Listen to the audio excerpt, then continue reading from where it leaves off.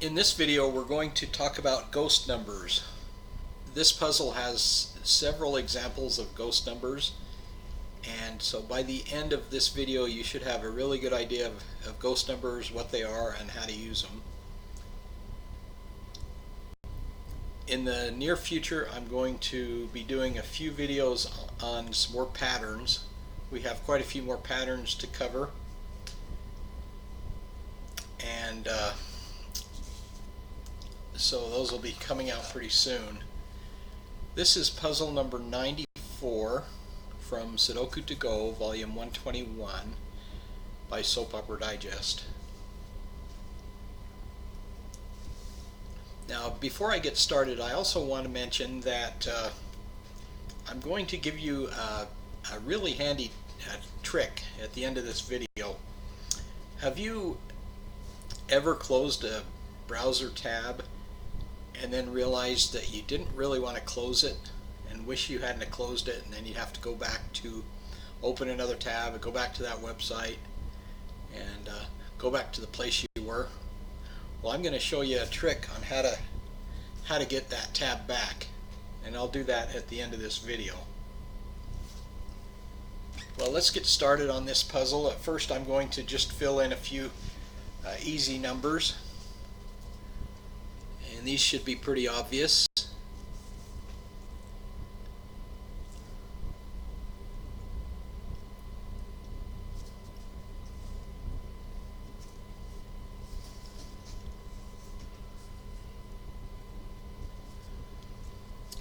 So I won't say much about these. Now, I just put a 9 right here, and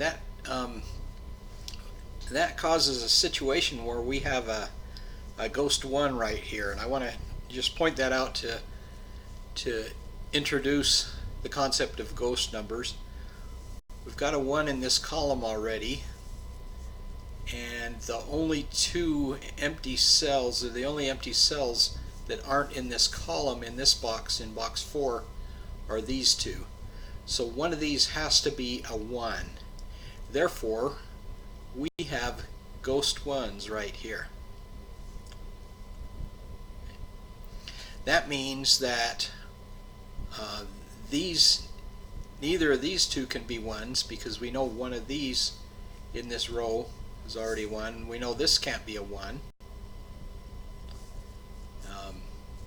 So in this box, one of these is a 1, one of these cells is a 1, and in this box, one of these 3 cells is a 1, because none of these 4 cells can be a 1 because of these ghost 1s right here. And that's the concept of ghost numbers. And I'll give you several examples here as we go along.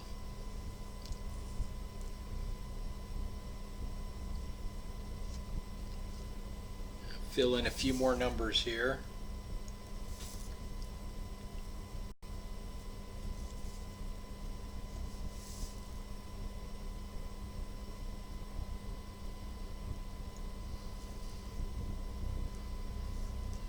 Okay, now I'm going to put a 1 right here, and the reason I know that's a 1 is because of the ghost numbers I pointed out earlier. We've got a 1 here and a 1 here, so we know one of these two is a 1. But because we know these are ghost 1s right here, we can't have 1s anywhere here outside of this box. And since this can't be a 1, one of these has to be a 1, so these are also ghost 1s. So in this example we actually have 2 sets of ghost 1s, one set there and one set there, to find that 1. So that's a really good example of ghost numbers and how to use them. Okay.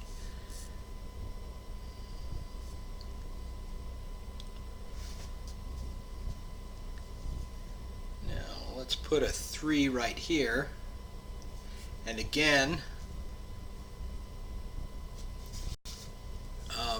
we have a 3 right here already, so neither of these 2 cells can be a 3. So we know the 3 in box 4 here has to be either here or here. So we have ghost 3s right here. We've got a 3 here and ghost 3s there, so we know that's a 3.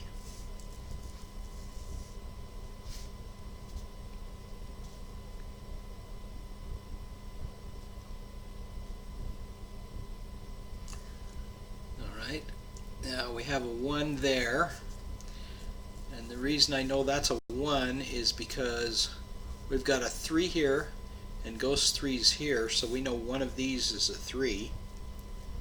And then we've got 5's here already, so we know one of these is a 5. So these are 3, 5 twins. The only numbers left here are 1 and 7, because we've got 1, 2, 3, 4, 5, 6, 7, 8, 9. And there's a 7 there, so we know that's a 7 right there. And therefore we found this, we know that that's a 1 now, because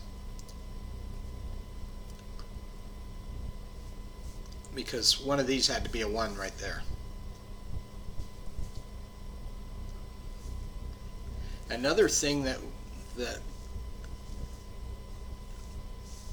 is interesting here is we've got a 7 here, so we have ghost 7's right here, right? So we know that we got a 7 here, ghost 7's here, so we know one of these is a 7. We've got a 7 in this row already, so we know one of these is a 7 because of these ghost 7's here.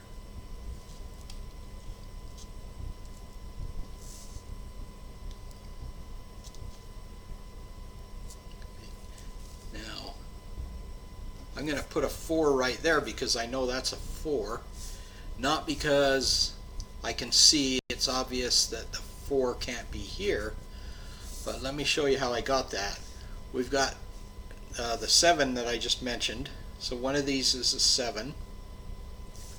We've got a 6 here, and we've got ghost 6's here now because we've filled in these 1 7's. There's only 3 and 6 left in this box, so we know these are 3 6 twins. So we've got a 6 here, ghost 6's here, so we know one of these is a 6. We have ghost 7's here and a 7 there. We know one of these is a 7. And then we've got an 8 here and an 8 here, so we know that one of these is an 8. So we have 6, 7, 8 triplets here, so we know that has to be a 4. And because of that 4, we can fill in this 4 right there.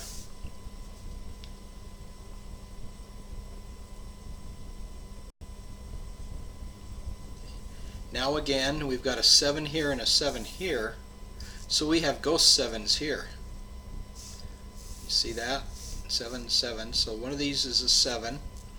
So we have ghost 7's, so we know in this middle box here, box 5, got a 7 here, ghost 7's here, so one of these is a 7. We got a 7 there already. So you can see already several examples of how you can use ghost numbers to find numbers. Alright, now we've got a 3 here. That's because we've got a 3 in this column and a 3 in this row. That's the only cell that 3 can fit in. Okay, because we filled in that, we found that 3 there, we can fill in these 3 6 twins now in box 4.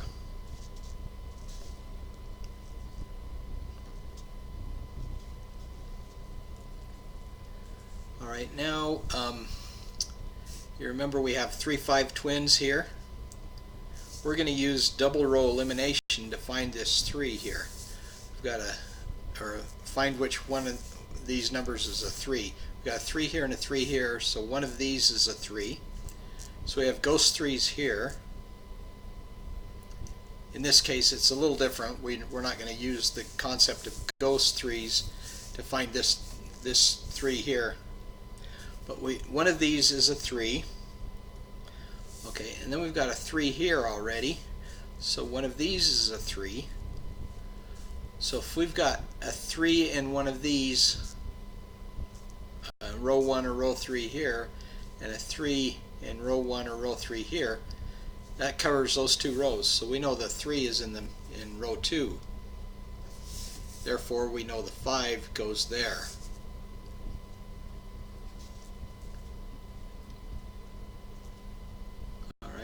Now let's find another. Let's see, we've got a 1 here and a 1 here, so one of these is a 1. Since we put the 3 and 7 in here, we've got a 1 here, we've got 1's here, we've got ones here. One of these two is a 1. So we got a 1 here, ghost ones here, so we know that's a 1 right there.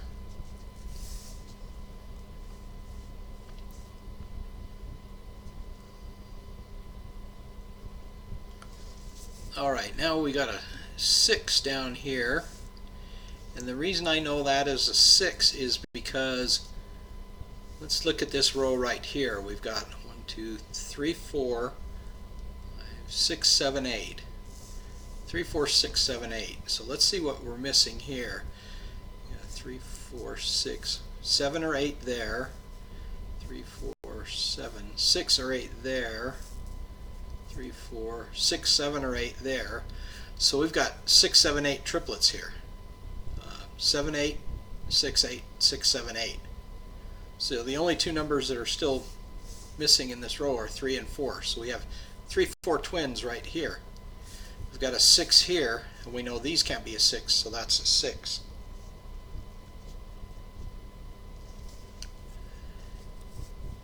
And now we can put a 2 right here in row 9 because what we're missing here is 1, 2, 3, 4, or I'm sorry, 1, 2, 3, 4, 5, 6, 7, 8, 9. So 2, 5, and 8 we're missing, and we have a 5 and an 8 here, so we know that's a 2. We've got a 5 there, so we can fill in the 8 and the 5 in row 9 also.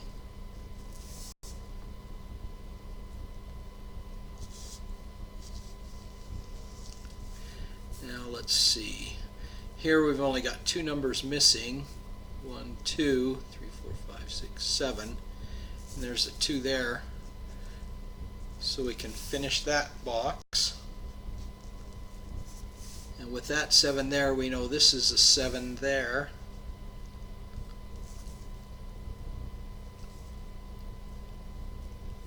Now, what are we missing here? 1, 2, 6, 7, or sorry, 1, 2, 3, 4, 5, 6, 8. 2, 6, and 8 are missing there. So we're missing 6 and 8 there. Or that's a 6 or an 8. 6 or an 8, so that's a 2 right there. And now we can finish these two because we've got an 8 there.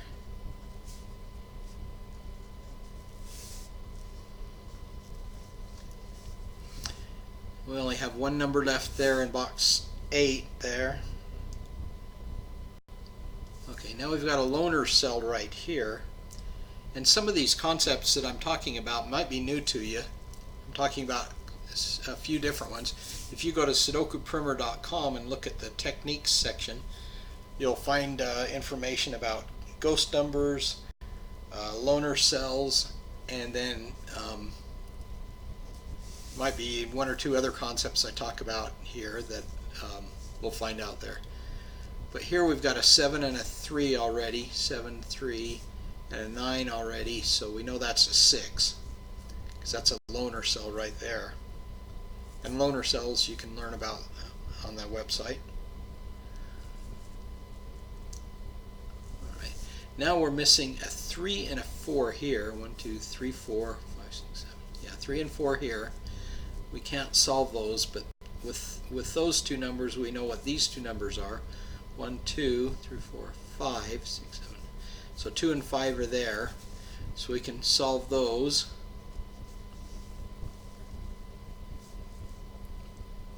Okay, with these 6s we can solve this 6 there, because we've got a 6 here already.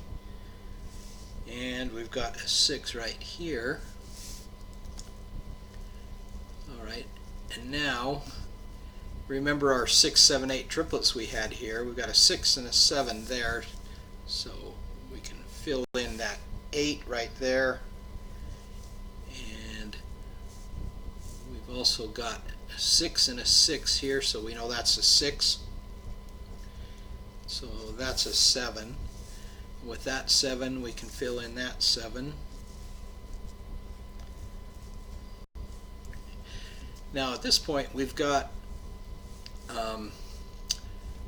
this is a very powerful concept, and in this example you can actually solve this a different way, but I'm going to show you what an identical twin is. And go to sudokuprimer.com under techniques and look up loner cells and learn about those first, and then go to identical twins, because this is something I haven't seen anybody else talk about, but it can be very powerful, because you can have a puzzle that's kind of got you stumped, and you can sometimes you can find identical twins in them, and you'll be able to find numbers with it. An identical twin, this is a loner cell right here in this box.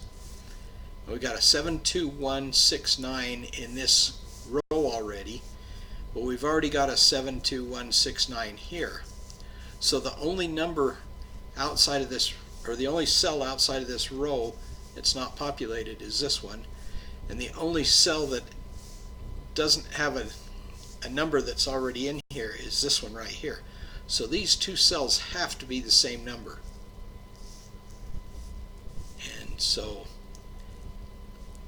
And we know that they have to be a 3 or a 4, because we've got 3 and 4 missing in this row. We've got a 3 here, so we know that's a 4. And because we know that's a 4, we know that's a 4. And this is a 3.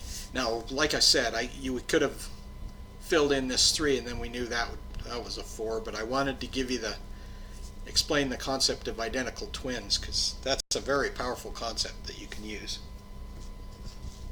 Alright, now we're getting pretty close to finishing here. Let's see. Let me just continue on here. Here we're missing 8 and a 1. Now we're missing 1, 4 right there. The rest of this should be pretty easy. We're missing 3, 5, 8 up here. And I can't solve those yet. We do have a 5, 8 twins here. So there's a 5 here and an 8 here. So we still can't solve those.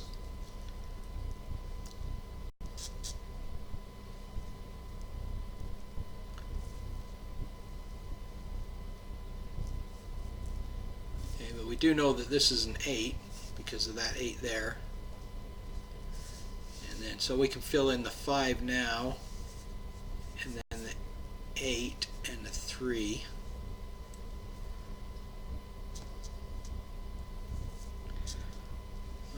And now we've got 4, 8 missing there. And here are our 3, 4 twins that we found earlier. Okay. That's it. So I hope that helped you especially see ghost numbers, because that was kind of the topic of this video. But I talked about several other techniques that you can use to solve more difficult puzzles.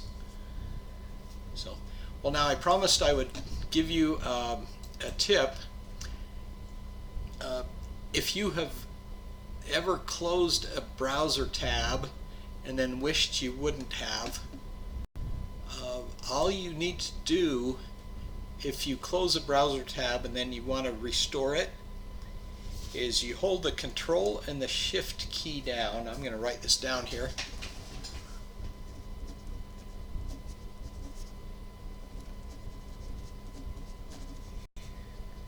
And then you hit the T key. Nope, that's not very clear there.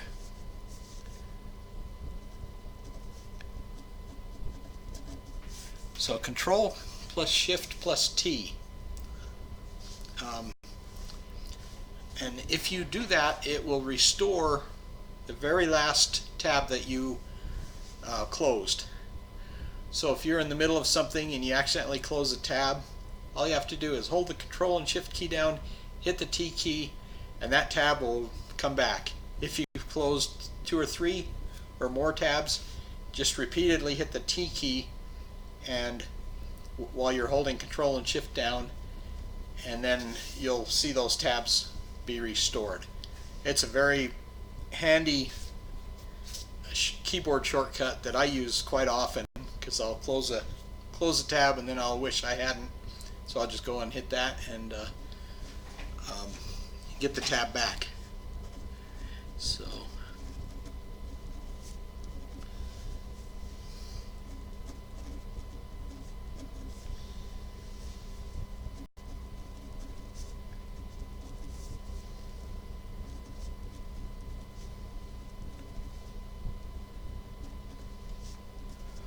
okay, so there's your tip for the day. Try that right away while you're thinking about it, because you may forget. If you don't try it right now, then when you need it, you may forget how to do that. So if you try it now, you'll be more likely to remember it when you need it. Anyway, thank you for watching, and like I mentioned earlier, I'm going to be doing more videos on patterns coming pretty soon.